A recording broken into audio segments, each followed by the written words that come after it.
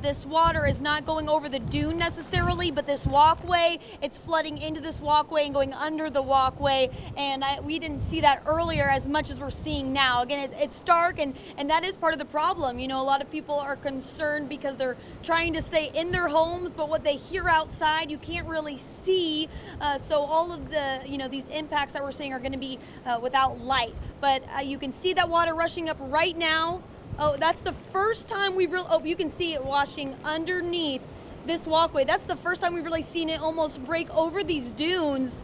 And I may just hold on to this shot for a minute if you don't mind, because we aren't even to high tide yet. That's at midnight, so we're getting close. But you can see these waves are coming in at full force, and I'm curious to see if this next wave is going to break over this dune. And actually, Joe, if you can look over here, I don't know if it's too dark or not, but you can see it pooling over there by that walkway. You can see those white caps coming in and just coming in right under that walkway. And here comes another wave. I don't know if it's going to make it over or not. This one may not be as strong. But again, this is what these dunes are here for. They are here to stop that water from just pouring over and flooding all of our streets. And as we know, that is what happened during Matthew. So they also built up many of these beach access points, so there's a barrier, and hopefully that will also help. So we're going to keep an eye on this. I do want to show you a little bit of video earlier. This is a time lapse that we took earlier at high tide around 11:45 a.m. That was when we were dealing with a nor'easter, not even Irma yet. And so if you can imagine, waves were crashing on the dunes then. So it's obviously going to be much worse overnight. And if you guys want to come back live to us, actually, it just broke over these dunes. I just want to show you that if it comes back again, because this is the whole point of us really showing you this area and the importance of these dunes. In addition to these dunes, we have 8 water pumps across the beach, and thanks to our public works crews who have been out there diligently keeping an eye on those. One of the water pumps had broken earlier, and they had crews out there fixing it in this just pouring rain and wind, and they got it fixed, and immediately the flooding at that intersection stopped. So hopefully those will do their job. Here comes another wave, and we'll see if it comes over these dunes or not. This one doesn't look like it's as strong. Now, I did talk to a lot of people who live in the area, and I want you to hear from them. Like I said, most people evacuated. Now, the people who did stay behind, I will say, seemed a little less concerned. But the cool thing is, a lot of the people who stayed behind are housing family members or friends who actually evacuated from other places like Tampa. So I want you to hear a few things from them, because they seemed actually pretty enthusiastic. We're watching First Coast Coast News, News. obviously, yes. Hey, Tim Deegan. He's our buddy. Yeah. That is our buddy. So, How do you guys feel? I mean, are you nervous at all? no, I'm never nervous with him. Yeah. We're good. Because like, whatever he does, I'm going to do. We're good. You feel protected? I do. Right. Feel We have good. a concrete house. We're good. You know, we take care of our neighbors. We all take care of each other. So. So you are more than ready for Irma. Irma doesn't stand a chance. Listen, I can handle Irma. In fact, I never did have a girlfriend named Irma, and I'm tickled to death I didn't, because I wouldn't have liked her, I'm sure. Everybody here in Jack's Beach, all of the services, these people are really terrific. So you said you're excited, but also panicked. Yeah, because this is a hell of a storm here. I mean, come on, this is fun. But you got to be excited, and you got to respect it. You got to respect it. But I'm I'm still here, but I respect it. Please be safe, Bobby. Oh, I'm safe. I'm safe. So amidst some of this craziness, there are a few characters out there. As you can see, they are all inside now, as everyone should be. No one is on the road right now, including those public works crews that I mentioned and those officers. They are now off the streets, and they're only answering to life emergency calls. We're going to keep you updated, of course, watching these dunes for you live at Jacksonville Beach. Shelby Danielson, First Coast News, on your side. All right, Shelby, and we hope those dunes continue to do their job. Take a look at this video. We've told you this before. Please do not try this at home. A storm chaser demonstrated just how powerful the winds of Hurricane Irma were when it approached the Florida Keys earlier today. Storm chaser Justin Drake was out in the extreme wind on Saddle Bunch Key, located about 7 miles east of Key West. Drake told the Today Show's Matt Lauer and Savannah Guthrie that it was by far the strongest winds he's experienced, and we definitely believe that. Do not attempt this during those strong winds here on the first look coast. at that. Look at that. I mean, that is insane something. video. Wow.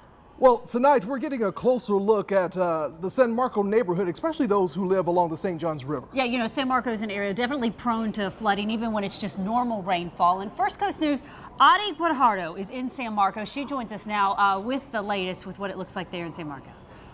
Hey guys, I'm out here in the San Marco neighborhood, only a few hundred feet away from the St. Johns River, and we're already starting to see some of these roads flood, including right here on Cedar Street. Now, one of the essential things is draining these roads to keep these floods from happening, and we're already seeing right here leaves starting to clog up, building this water all around this drain. Now, our storm experts back at the station tell us if St. Johns River does overflow, some of these homes right behind me could be seeing water in their homes tomorrow morning. If you live in this neighborhood and you are concerned, they're telling us and advising people out here, move to the west side of your home and move to higher ground if at all possible. Adi Guajardo, back to you guys. All right, Addie, thank you so much. Well, what is it like to fly into the eye of Hurricane Irma? Hurricane hunters, actually, their planes fly into these storms to help track their power and also their direction. Really important information is gathered on these flights. And one of our reporters went on a ride today and has the latest for us tonight. Right, we're live in Biloxi right now. Hurricane hunters work around the clock to collect data. What they do is very dangerous. They fly into hurricane territories while everyone else is trying to escape that situation. What ended up happening was we flew into Hurricane Irma. We flew into the eye of the storm about 4 different times, circled around it, all to measure different scientific things like wind speed, the path of the hurricane, if it was changing in strength.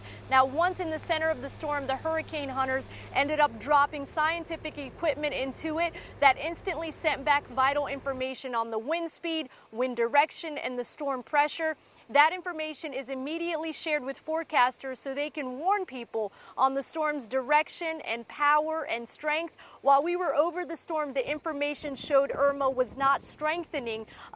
So pretty much this was my first time flying with them. I didn't even know what hurricane hunters were, but these are people who end up saving lives because they can measure and they can project Irma's path. They're able to send that information out to the forecasters who can warn people, hey, do not stick around for uncertainty. What we also realized in the 10 hours we were up in the air was the situation just kept changing again and again and again. So in one instance, you think you can handle it, and then a new update of the patterns will tell you, hey, you might want to leave, but by then it's a little bit too late. So their job is very important. These are people who end up dedicating their lives to it. As we were flying down, people were going up into the air to start a new shift. So even when Irma's out of the way, there's other hurricanes that they're going to track, especially now that it's hurricane season. It was a remarkable experience. I think I would probably want to do something like this again. It was very, it gave you a little bit of an adrenaline rush. You can compare it to roller coaster rides or going on a cruise. You'll get a little bit of a motion sickness, but after that, you'll realize, oh my goodness, this is very impactful and very vital to warn people who are living on the coastal regions. No doubt about that. I bet that was a great experience and very educational as well. Thank you. Have you ever seen anything like this before? Not quite this bad. Right there is talking about the heavy flooding near Doctors Lake tonight. The water deep enough to stall cars, and Jason Ranslow was out there. He actually saw a fish swimming there on the road. Jason is live tonight in Clay County with what it looks like out there right now. Well, we'll first start off by talking about the conditions. It's been raining and the wind's been heavy for a while, but the rain's beginning to feel almost like hail. That is Doctors Lake. I apologize for the darkness. I'm using my flashlight to kind of spotlight it. That's Doctors Lake. Oh, we just saw the lights go out on Highway 17. That's happened a few times tonight. We'll talk about that in a second, but this is Doctors Lake. That is the boat ramp And that water, as you can tell, is going right into the parking lot. It is about foot deep for me right now. We still have cars parked here, so there's concerns about these cars and the water. There are boats. It's again very dark, especially because the lights just went out over there. We understand there's one man over there who said he would he'd rather die than leave his yacht. Highway 17, we've been watching as those lights have gone on and off. It takes about a minute and a half for them to get back on. We've been noticing the pattern. On the other side of Highway 17, there are plenty of yachts. There is a yacht that is just caught at the last minute. It was being tied down before it actually hit that bridge. There are several yachts that are just tossing in the wind. Head to my Twitter page and you'll see those images. Just really, quite surprising to see. We talked with one man who was tying up his boat. It took him 15 minutes to essentially tie a loop, throw it, and kind of lasso his boat there to, apologies for the wind, lasso his boat to the dock. He was thrilled, though, when he finally got his boat tied up. I probably should tell you about 2 seconds, but I'll be honest and say about 15 minutes. Maybe longer. Weather's weather, storm's a storm. And I thought, quite honestly, I'm no weatherman, but I thought it would be worse by now. And again, we're live here by Doctor's Lake. This pelting rain is just, it's hard to keep your balance. I mean, it's nothing new, it's a hurricane, but still it's something we're working against here. Now he says, the man you just heard from, Joe there, he says he goes out to his boat every 3 hours to check and make sure it's still there. His goal, of course, is that it doesn't go floating away in the water. All right, that's a look here in Clay County. Reporting live, Jason Ranchel of First Coast News on your side. Okay, hope those boats stay hunkered down. Hope you stay hunkered down especially out there Jason. as well. Wow. Yeah. All right, take a look at our phone bank right now. They have been here all throughout the day with us during this storm. As we answer your questions, that phone number is 904-632-1200. Once again, that phone number is 904-632-1200. If you have any questions, any concerns that we can answer for you, we are more than happy to help. We are here with you, and we are going to continue to be with you as we get through Hurricane Irma. We sure will. The phones are busy right now, so if you can't get through, send me a message on Facebook, Heather Crawford at Heather FCN, or Anthony at Anthony Reports on Facebook and Twitter. Well, there is nothing that describes Hurricane Irma quite like this video right here. This is meteorologist Mark Bettis from the Weather Channel. He was trying the best he could to stay on his feet this afternoon while covering the storm. He was in Naples right here. This storm made its second landfall near the city this afternoon, and as you could see, it was hard for him to stand upright. So, good reminder, don't go outside during the storm. It is unsafe to be out there in conditions like that. Very, very hard to stand up. And right now there is no mandatory curfew in Lake City, but police strongly advise you stay off the roads unless you absolutely have to. And that's really what they're saying all across our First Coast. First Coast News' Julia Janae is live in Columbia County tonight, where the whole area where she is just lost power. Julia?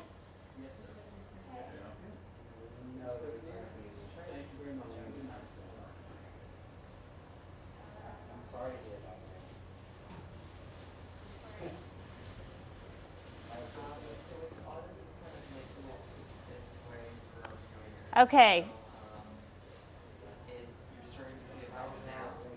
Back on. So we know that they're having some power issues. People at home probably saw that time that it was out for about 2 minutes. But the good news is the power is back on here. But the rain has been coming down in increasing intensity for the past 4 hours. It has not eased at all. It's only come down even more. I have some video of what it was like about 2 hours ago. So it definitely has gotten a lot stronger.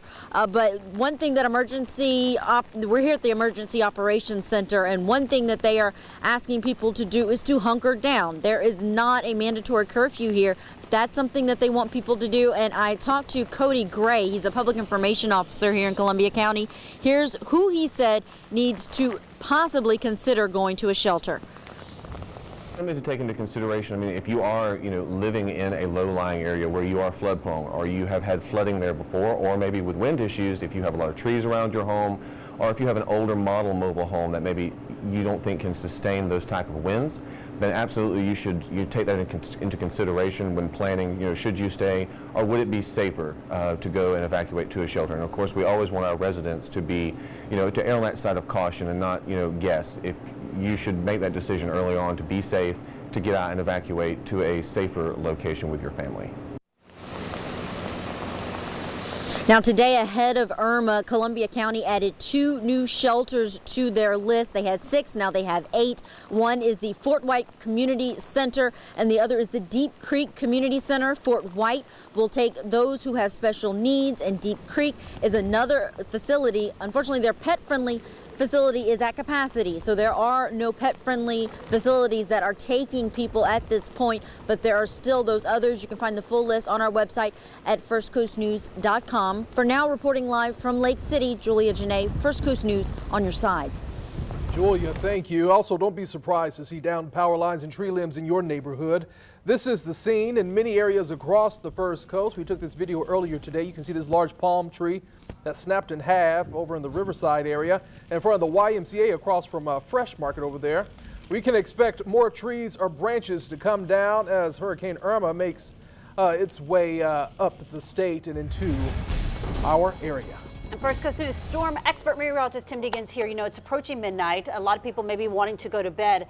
How much worse is it going to get overnight? It's not going to get much worse as far as numerically with the winds. We're getting wind gusts to 40 in the 50s, maybe 61, or we have gusts of 61.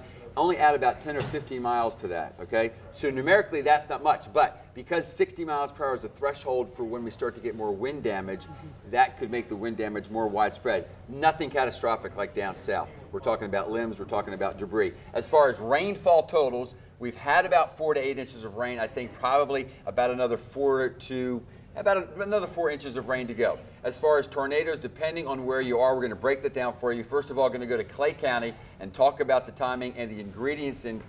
All right, now Betsy Kling. We're going to go straight to Betsy Kling. Betsy, why don't you take it over? For those of you who were not with us earlier in the day and you recognize this young lady, Betsy Kling was with us quite a while ago. We loved her. We love her. And she left her husband and her 2 beautiful princesses.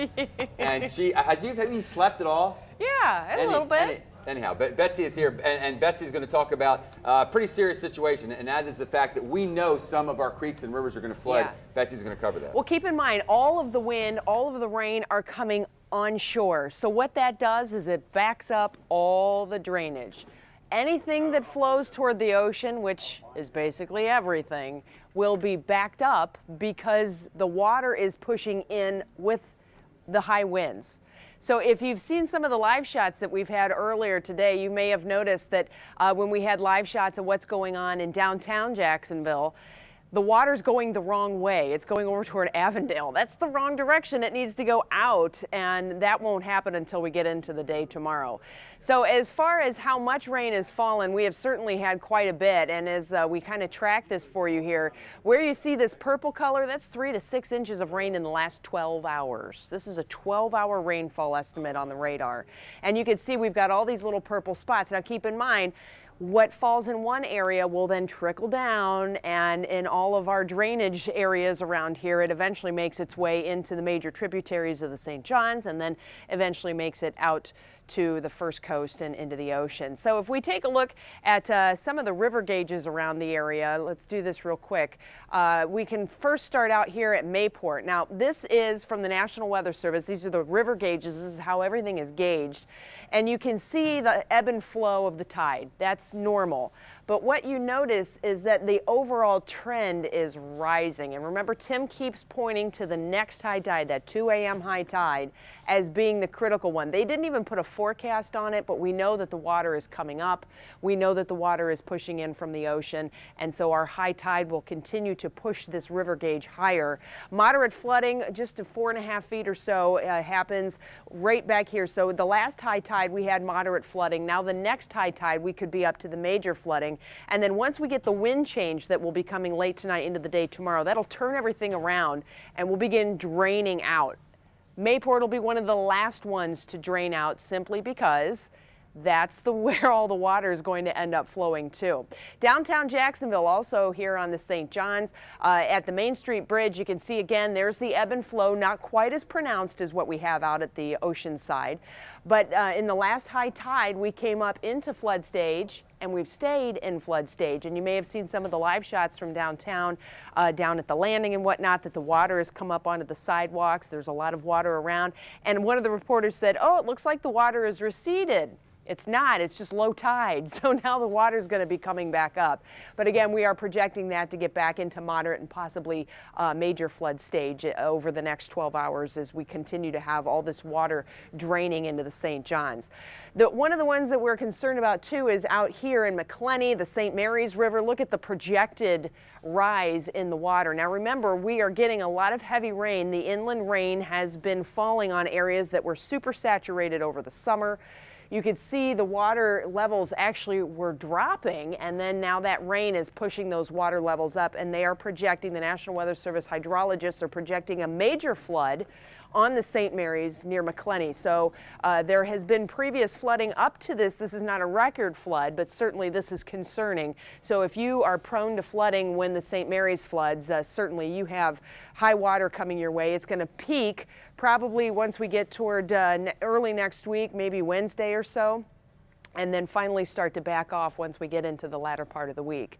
Farther to the southwest, and then, you know, we're going to kind of take a look around towards southern portions of Duval County as well, but the Black Creek at Middleburg. This is one of the ones that everybody goes, and certainly you can see the ebb and flow of the tide. It's been nice and low recently, but here comes Irma, and look at where we are. Already at moderate flood stage. This will continue to rise. This tends to be very flashy. So as we get the inundation with the heavy rain coming down, this may come up very quickly, and then you start to add into that ebb and flow. Notice too, we had kind of the sharp rises and falls with the ebb and flow of the tide, but it's not quite as sharp.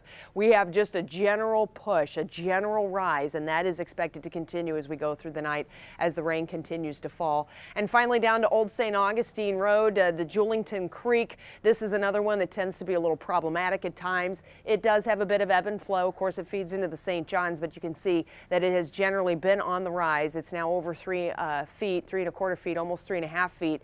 Record is at 4.6, and we're headed for record. We still have a lot of rain that is going to come to the first coast. So that's just a few little river gauges around. There's a lot more, but those are the ones that we kind of highlight that have kind of high impact as far as what we see when we get a lot of heavy water, and when you add the surge in, that certainly complicates things. Now, as far as how much more rain is coming, we've had a lot of rain today. We just showed you that, 3 to 6 inches in some locations. Now we have even more coming. So this is the rainfall forecast, what is still to come by Tuesday at 11 o'clock. 48-hour forecast, and you can see where we get these reds here. That's that 7 to 10 inches. We're likely to be on the low end of that, probably closer to that 3 to 6 to 7 inches. And this is really based on where we're going to get not only the rainfall generally speaking, but we have embedded thunderstorms in all of this, keep in mind, and that can be very problematic as far as once we get into that flooding, and once we get into the flash flooding. We've already had a flash flood warning here on the First Coast earlier, downtown Duval County, downtown Jacksonville, and much of Duval County. So taking a look then at the bigger picture, of course, the man who is the star of the show, Tim Deegan. And Tim, what have you been keeping an eye on? All right, Betsy, I'm going to break it down for the other counties. Thank you very much. So hopefully folks get the idea that as we go from tonight and tomorrow, which is primarily a widespread street flooding event, bad enough to where I don't think there's any reason to be on the roadways. When you combine the fact the streets are flooded, many of the bridges are closed, and those that aren't closed will probably soon be closed, and the tornadoes, and of course the fact that the storm surge is just adding to the drainage problems, then we start to get the Black Creek flooding later Monday. And then, as Betsy mentioned, the Santa Fe, the St. Mary's, and then possibly anyhow toward Wednesday, the Suwannee could be headed toward a major flood. Okay, so all these other numbers we will continue through the night tonight, but for how much longer? Clay County, I think you have about another 10 to 12 hours, and then conditions will be improving. That's beyond what Betsy just talked about. That is what's going to happen with the creeks and then the rivers, okay? Nassau, Camden, and Glen, you're farther to the north, so you have about another 16 to 18 hours to go for these ingredients. Now, I do want to add that any new rainfall, that's to bring the overall totals to these numbers. That doesn't mean we're going to have another additional 15 inches of rain. For those of you around Columbia, Baker, Union, and Bradford, you're in the lower end of the rainfall totals so far, about 1 to 3 inches, but you're going to see your rainfall totals increase as the core of Irma heads your way. Again, the great news is Irma is weakening as expected, and so on the high end, you're going to have some isolated wind gusts of 75 miles per hour. Probably more like 60 to 65, but remember 60 is enough for some isolated damage, and then the concern for tornadoes maybe for about another 12 to 14 hours. And again, the St. Mary's we're talking about right now anyhow, near McClenny, and the Santa Fe near Fort White as far as particular towns where that flooding will be most significant. And then finally, for those of you up around Ware and Pierce, Brantley and Charlton County, we know you've only had about 1 to 2 inches of rain so far. That's simply because you weren't impacted by that nor'easter that a lot of the rest of us were, and that it's going to take longer for Irma's core to make it to you. Again, the good news for you is that Irma's core continues. First of all, the eye wall is collapsing, and so what's left of the core continues to weaken as well. And so this is probably going to be on the extreme high end. Maybe more like wind gusts of 60 to 65 miles per hour, additional rains of 5 to 10 inches, and again, tornadoes for about another 19 to 21 hours. So we're going to wrap it up for now. We'll be back with updates on local weather, but for now, it's back to Heather and Anthony. All right, thank you, Tim. We are getting some reports right now of some downed power lines over in the Ortega area. Yeah, we know thousands of people in our area are without power right now. Addie Guajardo is in Ortega where those power lines are down. Addie, what are you seeing from your vantage point there? Well, right now I'm on Tan Bank Road, and right behind me, actually, there's a tree that was knocked down, a huge portion. I don't know if you can see it behind me, but I'm going to try to get a little bit closer so you can get a better view. Part of a tree right behind it knocked down completely on this road out here in Tan Bank, completely blocking this street on both sides. A power line as well coming that it brought down when it was knocked over by these winds. That piece of the tree still out there swaying viciously out here as well. Now, I'm going to be joined over here by one of the neighbors who says he heard that tree knocked down, and he's going to tell us a little bit about what he heard when he heard that come down. Tell us a little bit about what you heard earlier today and around what time that happened. It was probably about maybe an hour ago. Heard what sounded like a bunch of branches cracking all at the same time, but there wasn't a pop or a thud. And then that has to have been because it seems the power line caught the fall, but we didn't hear a transformer explode or anything like that. We just looked out the window and saw a tree was down. What makes you the most nervous about seeing those power lines down right here and that huge tree blocking that roadway back here for you? Well, I didn't have any intentions of getting out anytime soon, but power lines being down is pretty scary, especially with water building at the end of the driveway, so I don't plan to go much further than the edge of my front door, really. All right, well, thank you so much for all of your time, and stay safe in there. And we'll continue to follow this, get some more details out here as soon as we can get them. But yeah, there is no cleanup crews out here at this time. That power line is down. We did see a little bit of a spark earlier.